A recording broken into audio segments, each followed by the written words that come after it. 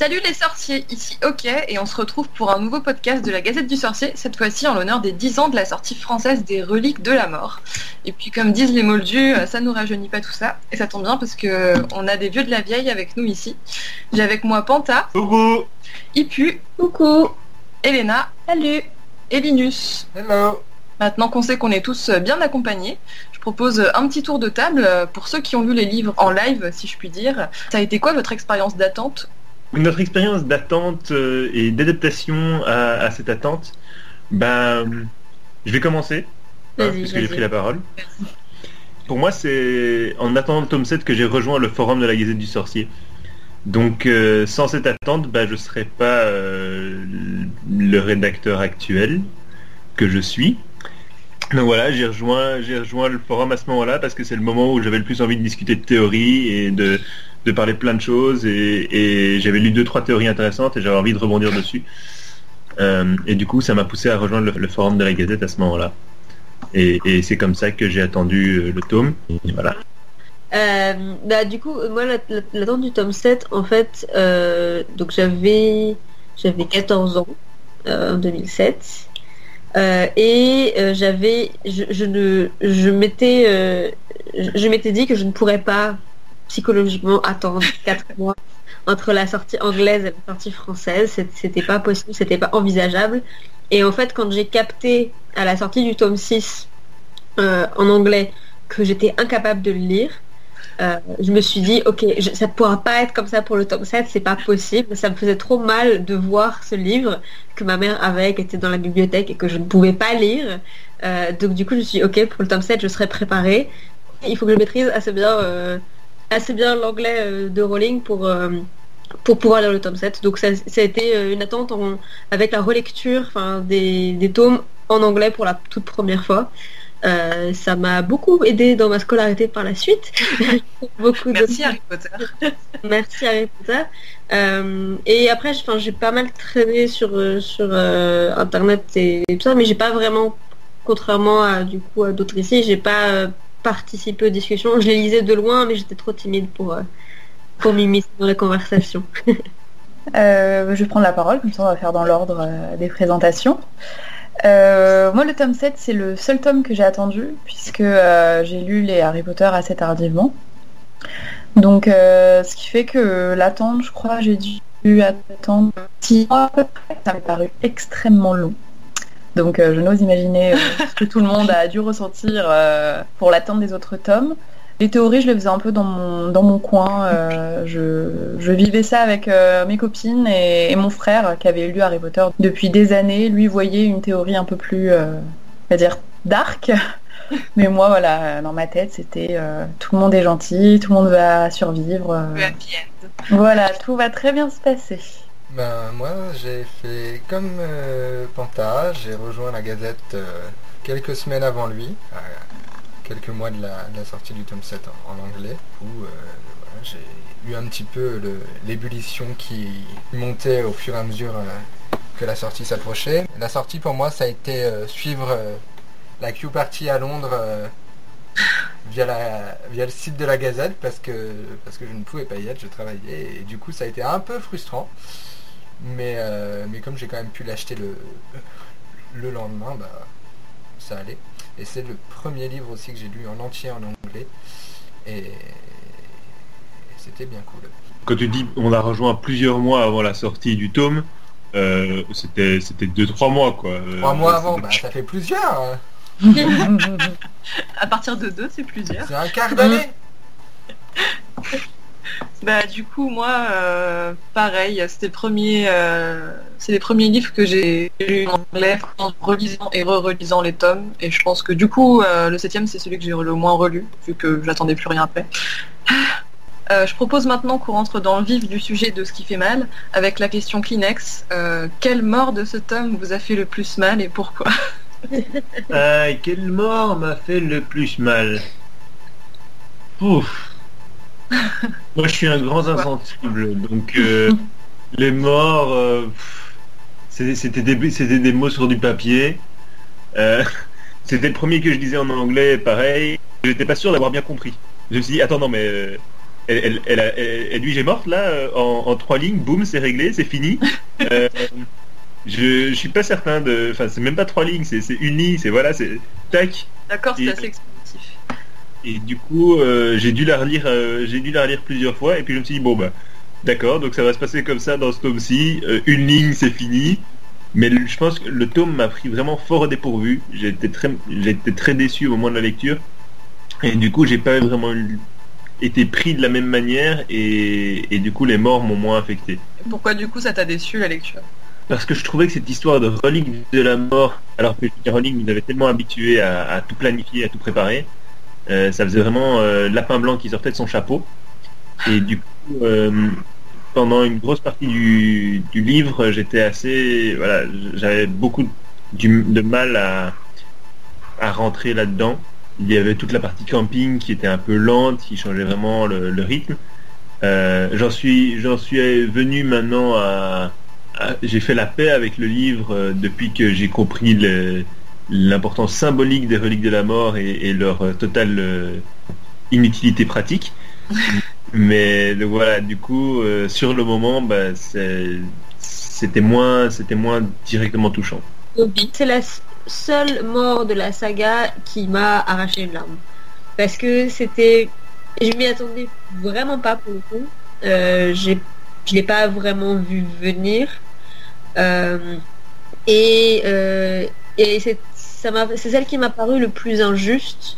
Parce que Dobby il représente un peu l'innocence et voilà, c'est vraiment les dommages collatéraux et du coup c'est vraiment pour ça je pense que ça m'a vraiment marqué et surtout la scène de l'enterrement qui suit, voilà, où on les voit mettre des petites chaussettes sur son cadavre et écrire voilà, ici repose Dobby, un elfe libre. Enfin c'était assez poignant, ça m'a quand même pris aux tripes.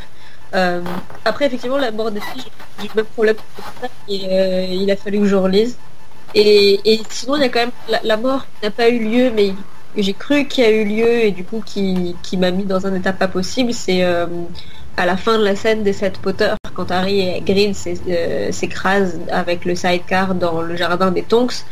On dit que Hagrid tombe et ne bouge plus et en lisant ces dernières lignes j'étais terrorisée parce que j'ai cru que Hagrid était mort alors que c'est toujours un de mes personnages préférés et je pouvais pas concevoir qu'il meure comme ça et donc j'ai vraiment eu un énorme coup de panique. J'étais vraiment pas bien sur le moment.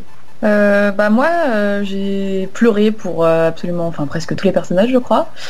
En plus mes 2 personnages préférés c'était Remus et Tonks donc voilà. Je me souviens avoir lu le livre où d'ailleurs Edwige ça a beau être décrit en une phrase, Remus et Tonks on n'a absolument rien, c'est-à-dire que Harry balaye la salle des yeux et voit leur cadavre et je suis genre ok d'accord. Donc pareil j'ai dû relire au moins 5 fois pour vraiment comprendre que oui ils étaient morts et que voilà. En plus de ça après dans la forêt interdite Harry dit à Remus, enfonce bien le couteau dans la plaie, mais vous avez un fils, il connaîtra pas son père, donc voilà, j'ai pleuré. Voilà pour moi. Moi je pense que c'est aussi la mort d'Edwige. Je crois pas avoir été choqué, on va dire, par surpris en tout cas par la mort de Dobby, et pendant la bataille de Poudlard, j'avais peut-être un peu la larme à l'œil pendant toute la période justement où il observe tous les cadavres qui s'alignent dans la grande salle, mais ouais, je pense que ça reste quand même Edwige parce que c'est quand même la première mort du bouquin et que c'est un personnage important, voilà, et que c'est un peu la mort de son innocence entre guillemets parce qu'il n'en a pas vraiment eu.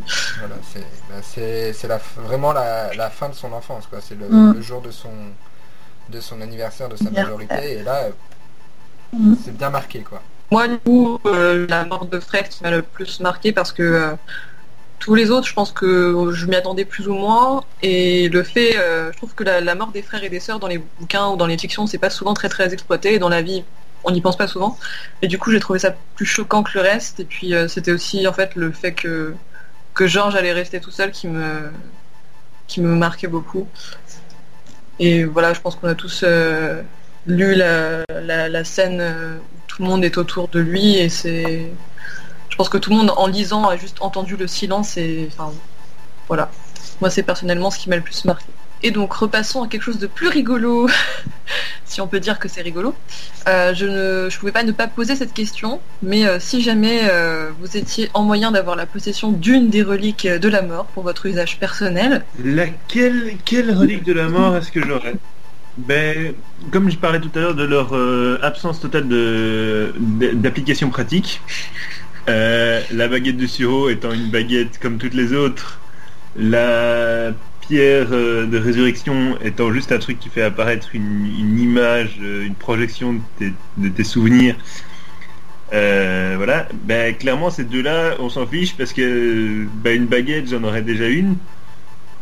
Alors si on considère que je suis un moldu, la baguette du Suro, oui. Si on considère que j'ai pas de baguette déjà et que ça me permet de faire de la magie, la baguette de Suro. Sauf que si on considère que tu es un moldu, ça aura beau être la baguette de Suro, tu resteras un moldu, hein, donc... Ça marchera pas, hein. Sinon, la cape d'invisibilité, parce que c'est la seule qui a réellement une application pratique, et voilà, de temps en temps se rendre invisible un peu, pourquoi pas. Après, je sais pas ce que j'en ferais. Je me glisserais peut-être dans des concerts, dans des musées, dans des trucs comme ça, des endroits qui sont pas accessibles. Ça peut être sympa. Quelques événements VIP à gauche à droite. Le plateau de tournage des Animaux Fantastiques. Enfin voilà. Ça peut être pratique. Pas mal quand on pense, ouais. Si j'avais déjà une baguette magique, la baguette dans un monde en imaginant qu'on est des sorciers, la baguette de Suro, effectivement c'est une baguette comme une autre, donc pourquoi celle-là plutôt qu'une autre qui m'aurait vraiment choisi.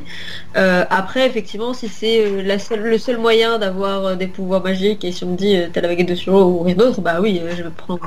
Ouais, tu peux te faire fasciner pour la baguette de Suro, c'est moins rigolo. Mais voilà, effectivement la cape d'invisibilité, je pense que ce serait le truc le plus utile de nos jours. Je sais pas, pour prendre les transports sans être dévisagé par des gens bizarres. Par exemple. Rentrer chez soi le soir, ça peut être pas mal. Pour pouvoir se glisser dans les salles de cinéma et les librairies et pour faire toutes les attractions. Maintenant j'ai plus trop de problème, mais avant pour faire toutes les attractions pour lesquelles je pouvais pas faire parce que j'étais trop petite en taille, et avec une cape pour visibilité le problème ne se poserait plus et ça serait trop cool. Donc voilà. Moi ça va plus se faire par élimination. Comment dire, dans la mesure où j'ai pas besoin de la baguette de Suro, on va dire, pour avoir une baguette tout court.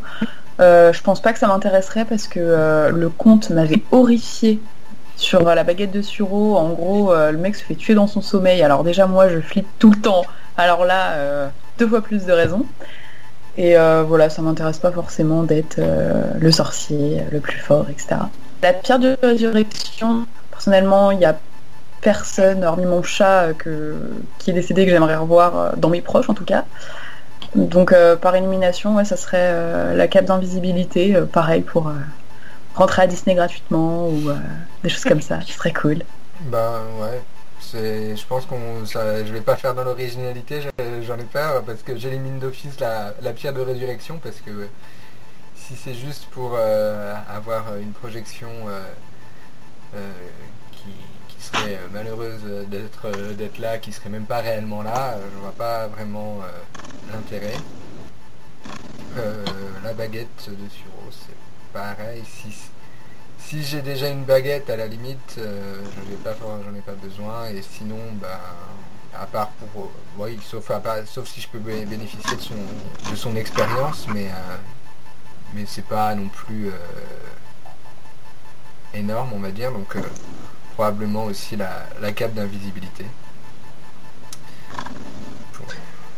En tout cas 4 points déjà pour la cape d'invisibilité et moi je dirais que de mon côté je pense que je serais très tentée par la pierre de résurrection parce que je serais pas très raisonnable sur le coup mais quand même je pense qu'en y réfléchissant bien en fait j'en prendrais aucune parce que même la cape d'invisibilité je pense que ça peut vite devenir addictif et Et puis en plus, c'est un petit peu une grosse responsabilité, ça te donne un pouvoir que j'ai pas trop envie d'avoir, et en plus si jamais il y a quelqu'un qui a les deux autres, il voudra peut-être tenter de me piquer celui-là. Donc... Tiens, prends, j'en veux plus. Très peu pour moi en fait. Je voulais juste ajouter quelque chose sur les reliques de la mort, parce que j'ai dit que leur practicalité, leur utilisation pratique était nulle, etc. Donc pour ceux qui se posent des questions là-dessus, il y a un article sur la Gazette qui explique comment Harry survit à la fin. Et toute la première partie explique que les reliques de la mort, donc une fois réunies, ne rendent pas immortels, que c'est juste une légende, que c'est juste un mythe, et que voilà, donc c'est pour ça que je dis que ça sert à rien, parce que même, tout ce qui les entoure est juste un mythe et une légende, et n'a aucune réalité. Donc voilà, c'est juste pour clarifier ça. Petit quiz à présent. Alors, première question. Question facile pour commencer. Le 4e chapitre s'intitule Les 7 Potter, et qui sont justement ces 7 maigrichons à lunettes? C'est une question de rapidité, on appuie sur le buzzer. Ah non. Il y a Fleur de la Cour. Ouais. Hermione. Monangus. Ouais. Fred et George. Ron. Je sais même plus à combien j'en suis. Fleur, Hermione, Remus, Ron, Fred et George, on a 6. Ah, c'est bon, 7 avec Harry. Ouais. Voilà, il manque juste Harry. C'est vrai qu'il manquait celui-là. On a facilement tendance à l'oublier. Deuxième question. On a envie de l'oublier parfois, surtout dans ce tome-là. Je crois que dans les précédents aussi. Alors, deuxième question. Quelle est l'énigme à laquelle doivent répondre Harry et Luna pour entrer dans la salle commune des Serres d'Aigle à la fin du tome? La réponse, c'est pas un œuf. Non, la réponse, c'est... Mais ça a un rapport avec ça. c'est avec le... Enfin, c'est le prince... Alors attends, c'est la fois avec McGonagall? Moi j'ai celle de McGonagall, mais du coup j'ai pas l'autre. Il y a celle de McGonagall et il y a celle de Harry et Luna. Parce que du coup, il y a où vont les objets... Où vont les objets perdus dans le temps, c'est-à-dire dans le tout. Mais je crois que ça, c'est celle de McGonagall, en fait. Où vont les objets qui disparaissent, ça c'est McGonagall. Chose comme le cercle n'a pas de commencement. Mais c'est qui du phénix ou Ah du oui, feu? le phénix ou la flamme. C'est ça. Bah voilà. C'est le... Oui, Le phénix ou la flamme. À la deuxième et à la troisième question en même temps. Parce que du coup, après, j'avais demandé de répondre à l'énigme. Mais ouais, c'était ça. Un cercle n'a pas de commencement. Luna est toujours si pleine de sagesse. Et enfin, est-ce que quelqu'un ici peut résumer le cheminement qu'a fait la baguette de Suro jusqu'à appartenir à Harry? Enfin, depuis le début, depuis... Depuis le Pévrel, allez. Est-ce qu'il y a eu Gregorovitch, ensuite Grindelwald l'a volé à Gregorovitch. Ensuite... La question c'est, Gregorovitch était-il le véritable maître? Mais Gregorovitch, je suis pas sûre qu'on ait les infos. Ah oui. Ensuite il y a eu donc Gregorovitch, Grindelwald, ensuite Dumbledore, ensuite du coup Drago et du coup Harry. Il n'y a pas d'autre intermédiaire en fait. Et sinon le tout premier c'était le premier des frères Pévrel qui s'appelle Cadmus. J'allais dire Cadmus. C'est facile quand on le dit pas. Mais je crois pas qu'on ait d'informations par contre sur effectivement avant Gregorovitch. Peut-être que les animaux fantastiques répondront à cette question. Peut-être. Je pense qu'il y a quelques noms qui sont jetés, genre des suspicions. C'est le genre de truc qui a été bazardé sur Pottermore entre deux listicoles. Non, dans le livre, je pense qu'il Ron mentionne 2-3 sorciers qui ont eu une baguette de Suro toujours, et pour appuyer le baguette de Suro toujours un fléau. Puis tu peux pas, on peut pas vraiment du coup donner une liste ordonnée pour eux parce que d'abord on sait pas dans quel ordre c'était et puis ils sont tellement peu, ils sont vraiment tellement mentionnés à la hâte que. On n'est même pas sûr que ce soit la même baguette de Suro d'ailleurs. Oui certes. D'où pour moi l'absurdité de l'appeler la baguette de Suro et pas la baguette de l'aîné. Hashtag seule erreur de Ménard. Je suis pas d'accord avec le fait que ce soit une erreur, c'est juste que c'est de la difficulté de traduire un jeu, pas un jeu de mots, mais voilà, un double sens. Seul mauvais choix de Ménard. Moi je trouve que baguette de l'aîné ça rend pas terrible non plus, donc voilà, autant garder l'Elder Wand et puis comme ça on est tranquille. La question est-elle de savoir ce qui sonne bien. Bah oui. Non mais je pense que donner 2 noms alors qu'il y en a qu'un en anglais, c'est peut-être pas la meilleure idée qui soit. Mais il n'en a qu'un seul. Bah non, c'est des fois il dit baguette de l'aîné, des fois baguette de Suro. Il dit qu'elle est surnommée. Quand Ollivanders il donne les noms de la baguette, il dit baguette de Suro, baguette de l'aîné, bâton de la destinée, bâton de la mort, enfin il y a plusieurs noms et du coup il joue sur le fait qu'il donne à la fois le nom baguette de l'aîné et baguette de Suro. Et je pense que c'est un clin d'œil, genre il y avait les 2 possibilités. Bon, en anglais il dit juste Elder Wand, Death Stick, blablabla of Destiny et machin. Après on peut penser que du coup en France elle est connue sous les 2 noms aussi, hein. C'est pas impossible.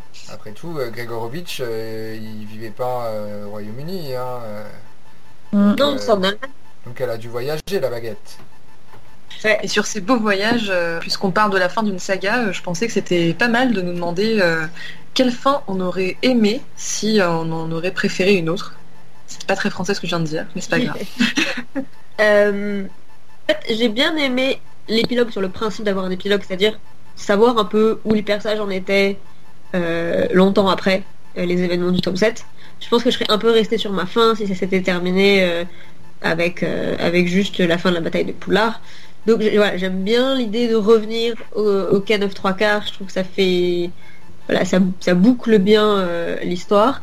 Par contre, j'aurais vraiment aimé une fin beaucoup moins happy end. Voilà, la grosse famille Weasley réunie avec Hermione qui épouse Ron et Ginny qui épouse Harry et qui restent ensemble avec l'amour de leurs 16-17 ans. Je trouve ça très moyennement crédible. Et en fait, une des théories que j'avais, le dernier mot des bouquins était censé être cicatrice. Et en fait, je sais pas pourquoi, j'avais imaginé que du coup, à la fin, Harry touche à sa cicatrice et en fait, le fait d'avoir affronté Voldemort, parce que c'était quand même assez évident qu'il y aurait un affrontement final avec Voldemort dans le tome 7, je m'attendais à ce que Harry perde ses pouvoirs magiques. Qu'en fait, Voldemort détruirait sa magie et donc que sa cicatrice serait juste effectivement une simple cicatrice. Ce qui est effectivement le cas, mais avec un impact beaucoup plus important. Et voilà, j'aurais aimé qu'il y ait quelque chose de plus dramatique, de plus brisé, plutôt que de voir cette fin trop joyeuse et qui correspond pas vraiment. En fait, je trouve ça assez paradoxal d'avoir d'un côté beaucoup de morts qui se succèdent, des personnages importants, ça, et à côté la famille heureuse avec leurs enfants, etc. Et voilà, j'aurais aimé quelque chose d'autre. Je sais pas exactement quoi. Une petite dépression pour tout le monde comme dans Harry Potter et les 10 ans plus tard. Non, mais voilà, juste quelque chose de plus nuancé en fait. Mais oui, mais il n'y a pas de happy end en fait. Je te rappelle, il y a Cursed Child. Non. Qui règle tous les problèmes. Il y a pas, ça n'existe pas. Ça n'a jamais existé, c'est une fanfiction. Il y a plein de fanfictions, mais il y en a non. des bien. Il y en a des mieux que The Cursed Child, hein, je veux dire. C'est pas du tout le tome 7 que j'imaginais. Ça me pris au dépourvu, je pense que ça a pris au dépourvu beaucoup de personnes, mais pas dans le bon sens. Et j'aurais aimé quelque chose de plus magique en fait, parce que j'avais pas vraiment l'impression, enfin, on fait du camping, c'est rigolo, mais ça va bien 5 minutes quoi. Donc même s'il n'y a pas que ça, c'est caricatural, mais on a l'impression qu'il n'y a que ça durant un bon paquet de temps. Mais même pas, parce que il y a tout le début avec le mariage et tout ça. C'est vraiment une impression de longueur qui est pas du tout qui donne vraiment une sensation de déséquilibre total dans le livre. Je sais pas si ça aurait été quelque chose de plus magique ou quelque chose de plus épique. Ouais. Il apprend la magie, il part jusqu'en Chine pour apprendre de nouvelles techniques magiques auprès d'un moine Shaolin. On connaît même pas l'école de magie chinoise, alors franchement arrête, il va au Japon dans ce cas-là. D'accord, au Japon. Oui, mais à ce moment-là, il peut pas rencontrer Doctor Strange et rejoindre l'univers Marvel. Non. Moi, évidemment, la fin que j'aurais voulu, c'est travailler dans son lit et tout n'était qu'un rêve. Inception. Non, surtout pas. Plus sérieusement, entre l'épilogue et la fin de la bataille, peut-être déjà un peu plus de texte, un peu plus sur la reconstruction de Poudlard, sur une transition un peu plus douce vers 19 ans plus tard. J'avais personnellement commencé à écrire une fanfiction qui était un tome 7 alternatif où Harry retournait à Poudlard parce que se rendant compte qu'il n'avait pas la moindre idée qu'il devait faire, plutôt que d'aller, il se retrouvait à Poudlard et du coup il se retrouvait à Poudlard sous les Carrows, sous Rogue, sous Voldemort et ça tournait bien glauque. Du coup voilà, il y avait la possibilité aussi d'explorer cette piste-là, d'explorer Poudlard mais sous l'emprise d'un pouvoir vraiment maléfique, alors que jusqu'à présent Poudlard était quelque chose de merveilleux. Mais donc quelle fin j'aurais aimé? Sans doute une fin qui aurait été plus annoncée par les tomes précédents. Voilà. Et une fin qui vraiment toute fin qui aurait été moins précipitée au niveau de la bataille se termine, pouf, 19 ans plus tard, voilà. C'était un peu abrupt. Je vais juste rajouter un truc. Il y a aussi quelque chose qui m'a énormément dérangé dans les derniers chapitres, juste avant l'épilogue, où il y a juste en fait après le moment où Voldemort est vaincu, il y a 2-3 paragraphes où ils disent voilà, tout le monde veut aller serrer la main de Harry, c'est devenu le héros, le guide, le machin, et c'est de son devoir d'aller réconforter les blessés, etc. Mais bien l'idée qu'au début on était dans un monde de fantasy, de magie, où justement on n'avait pas traité la question de la religion, et je trouve ça très bien d'avoir quelque chose de plus neutre à ce niveau-là, et j'ai pas du tout aimé cette image qui est donnée à la fin où tout d'un coup Harry devient une personnification d'incarnation de Dieu.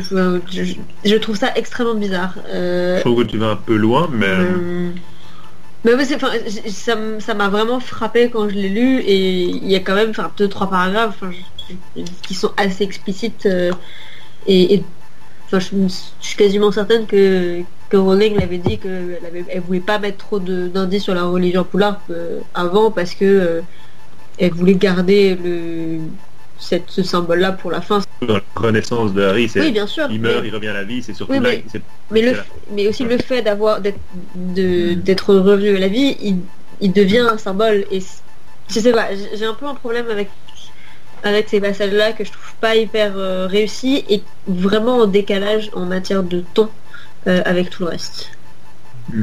Ces passages-là aussi, ce qu'on souligne parfois, c'est que tout le monde se réjouit, tout le monde mange ensemble, il y a les elfes, il y a les ogres, il y a les géants, il y a les machins, tout le monde se réjouit de la fin de la bataille ensemble.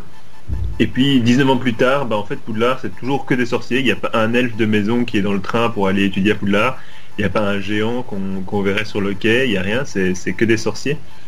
Et du coup, t'imagines les travaux pour rehausser la voûte s'il faut accueillir des géants donc voilà, mais c'est aussi ça qui est bizarre avec cette fin, c'est que cette fin en 2 temps en fait crée une utopie où tout le monde est heureux, et puis au final ouais, ciao bye bye. On a l'espoir que tout va changer, mais en fait rien ne change vraiment, et du coup c'est un peu décevant de ce côté-là. 19 ans plus tard, Albus Severus il a toujours peur d'aller chez Serpentard, quoi.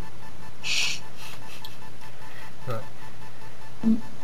Moi j'aurais aussi bien aimé effectivement que ça s'arrête pas brutalement là après la bataille, qu'on en sache un peu plus, qu'on assiste éventuellement à une cérémonie un peu comme pour l'enterrement de Dumbledore, qu'on assiste éventuellement, qu'on ait éventuellement même des coupures de presse, juste une coupure de presse de la Gazette du Sorcier qui relate la traque des derniers mange-morts en fuite par le ministère sous les ordres de Kingsley, quelque chose comme ça. Ça aurait été pas mal. Et puis un adieu, pour l'épilogue, peut-être pas un adieu comme ça, un peu bateau sur le quai de la gare. Soit quelque chose vraiment axé sur le trio côté professionnel, au ministère, par exemple, voilà, dans leur nouvelle fonction. Soit sur carrément leur descendance, mais vraiment juste leur descendance lors de la rentrée à Poudlard, mais dans Poudlard, on nous relate la cérémonie, leur arrivée, je sais pas, quelque chose comme ça. Non, ou sinon, je sais pas, les retrouver en famille. Et puis peut-être pas, 19 ans plus tard. Pourquoi 19 ans Je trouve que c'est un peu... C'est pas un chiffre rond, ça fait loin sans être loin. Il me semble que les 19 ans, Rowling avait expliqué qu'elle avait choisi une durée de temps assez longue pour, sous-entendu, si on fait les calculs, dans le sens ils n'ont pas eu leur gamin tout de suite après la bataille de Poudlard, quoi. Et, voilà, pour pas avoir forcément des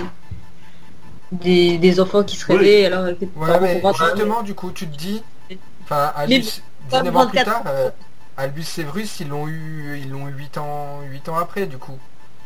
Donc, tu faisais 10 ans plus tard, t'avais des enfants en bas âge, t'avais des bébés, ça faisait une fête de famille sympa, quoi.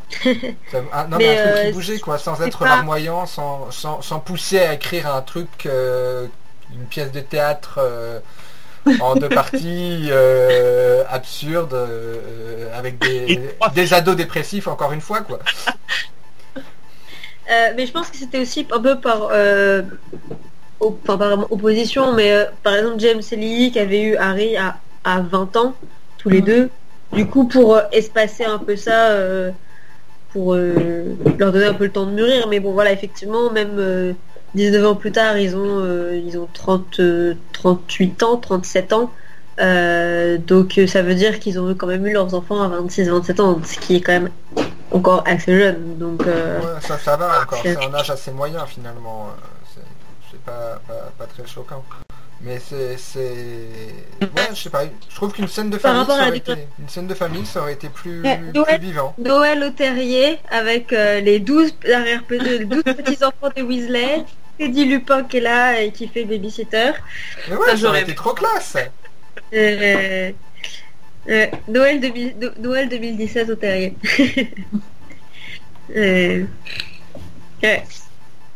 Noël, tiens, 2007, l'année de la sortie, comme ça, c'était après la sortie du livre. Mais voilà, non, franchement, je trouve que ça aurait eu une certaine allure quand même, et que ça aurait été moins larmoyant que le petit Albus Severus, pauvre de lui, qui a peur d'aller affronter les méchants serpentards à Poudlard, et James le rebelle qui ne veut pas dire bonjour au professeur Londubat, parce que oui, d'accord, c'est Neville, mais non, c'est professeur Londubat. Alors... Mais en fait, ce que je trouve vachement dommage aussi avec du coup cet épilogue, c'est qu'il se concentre beaucoup sur effectivement Albus Severus, mais alors qu'il y a plein d'autres personnages dont on n'entend jamais parler, et c'est dommage de s'être juste focalisé sur lui. Alors qu'au finalement on voit derrière Rowling qui avait fait son arbre généalogique pour expliquer, elle avait donné les noms des enfants, elle avait répondu à des questions d'interview. Il y avait une envie de la part des lecteurs de savoir plus, et je pense qu'elle en était consciente avant, et voilà, et je trouve ça du coup dommage qu'elle avait autant d'idées en tête et autant de choses qu'elle savait qui étaient fixées, qu'elle n'ait pas écrit quelque chose qui n'empêchait de rester vraiment sur notre fin à ce niveau-là, parce que voilà, Albus Severus, on vient de le découvrir, c'est pas lui qui nous intéresse. Ce qui nous intéresse, c'est savoir comment le trio a survécu, comment tous ceux qu'on a déjà vus ont vécu l'après-guerre et vivent maintenant. Note qu'une scène avec Albus Severus et Scorpius convoqués dans le bureau de Minerva McGonagall à Poudlard pour s'expliquer sur je ne sais quel ânerie, franchement, ça aurait pu être sympa, mais pas le quai de la gare, quoi. Est-ce que l'ânerie implique un retourneur de temps? Non. Il n'y a plus de retourneur de temps, on n'en fabrique plus, et voilà, et on n'en a pas conservé, et on ne veut pas en entendre parler. Chaque référence à Cursed Child, tu fais la vaisselle. Chez tout le monde. Oui, une vaisselle de 3 jours qui attend. C'est bien vu. Ça va coûter cher en billet de train. Mais moi je rejoins un peu ce que vous avez dit. J'ai trouvé ça assez flagrant, la différence en fait d'ambiance qu'il y a entre le livre et vraiment l'épilogue. Assez aussi, je trouve ça assez, comment dire, étrange que le trio ait quand même été pratiquement intact, pas blessé ni rien. Alors quand même, c'était les 3 personnes les plus recherchées de tout le Royaume-Uni. Et ce qui m'a assez troublée aussi, c'est que l'épilogue, je voyais un peu ça comme... je mets le plus de personnages possible, j'essaye de donner un futur un peu aux personnages qu'on a côtoyés, enfin Neville, le professeur, donner un peu de personnages, Drago, qui est père, etc. Voilà, j'ai trouvé ça un peu bizarre. Moi, je m'imaginais que Ron allait mourir. Je sais que j'avais lu un truc comme quoi il devait mourir avant et tout, et j'étais un peu restée fixée sur cette idée. Puis bon, en fait, c'était un peu celui du trio que j'aimais le moins, donc si l'un devait mourir, c'était lui. Le lapsus. Mais c'est vrai que de la même façon, je trouve qu'il y avait un trop gros contraste entre l'avant et l'après. Et comme l'a dit Panta, j'aurais bien aimé voir la reconstruction parce que c'est toujours ça qui est le plus intéressant après les grandes tragédies, c'est de voir comment est-ce qu'on recrée un monde à partir de ça. Et puis je pense que mon côté grande tragédienne aurait bien aimé que Harry meure dans l'opération et que ça devienne une sorte de martyr ou un truc comme ça. Mais c'est vrai que je trouvais ça un petit peu trop simple en fait. On nous met dans une scène où absolument tout va bien. Je trouvais ça trop idéaliste et on voyait pas assez, je trouve, les blessures qu'il y avait eu en fait. Donc voilà, j'aurais bien aimé voir un petit peu plus de mélange entre espoir et souffrance dans cet épilogue. Et puis voir un petit peu comment ça s'est passé le juste après bataille de Poudlard. Mais bon, peut-être qu'on va avoir droit à une deuxième pièce de théâtre, je sais pas. Non. Vaut peut-être mieux éviter, hein, si c'est pour avoir la suite de la pièce dont il ne faut pas prononcer le nom. Mais du coup, comme on parle de ça, je pense que c'est une bonne transition pour avant de clore. On voulait juste rapidement parler de ces jours-ci l'exposition qui s'est ouverte à Londres, à la British Library pour les 20 ans du tome 1. Dans cette exposition, il y a un brouillon qui a été exposé.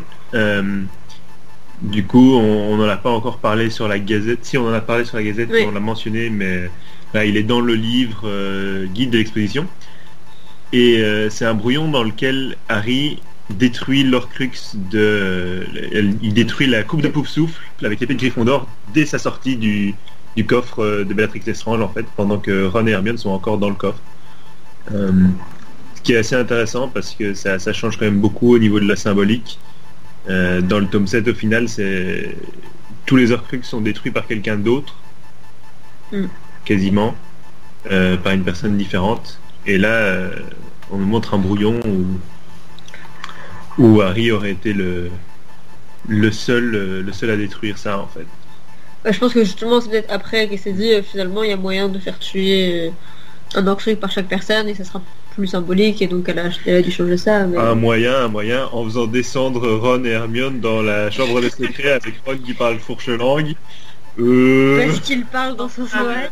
Bah, il s'en souvenait quand même 5 ans après, c'est qu'il a une bonne mémoire le petit, hein. C'est peut-être on se demande pourquoi il a galéré autant en classe parce que c'est un incompris. Je suis pas sûre qu'on sache ce que ça veut dire ce qu'il dit, hein. Ça se trouve ça veut dire j'ai envie de pisser en fourche-langue et... Non, c'est ouvre-toi. Justement, c'est parce que techniquement quand il ouvre la chambre de secret pour la première fois dans le tome 2, il dit ouvre-toi à côté de Ron. Donc, mais le truc c'est que il y a longtemps, c'était... Si Ron est là, parce que du coup, il lui demande s'il parle normalement, et puis il dit non, là tu l'as dit normalement, et après non, là c'était un sifflement. Donc Ron il l'a déjà entendu, donc il sait peut-être à quoi ça ressemble, et après il dit qu'effectivement Harry parle dans son sommeil, mais il faudrait qu'il se souvienne, c'est pas évident. Donc c'est un peu légèrement capillotracté, on va dire. Ça serait drôle que ça ait envie de dire j'ai envie de pisser. C'est pas drôle. Devant un lavabo. Mais tu sais pas ce qu'il y avait à l'emplacement du lavabo à l'époque de Salazar Serpentard d'abord. Mais non, ça veut dire bonjour Mimi Géniard, je suis désolée de t'avoir tué, est-ce que tu veux être copain? Il a changé le mot de passe. il le change tous les 6 mois, c'est pas possible. Non, mais... Est-ce que tu t'envoies ton nouveau mot de passe par hibou quand tu le changes? Non, mais du coup, voilà, il y a ces brouillons, il y a ce brouillon-là, et il y a un autre nouveau brouillon qui...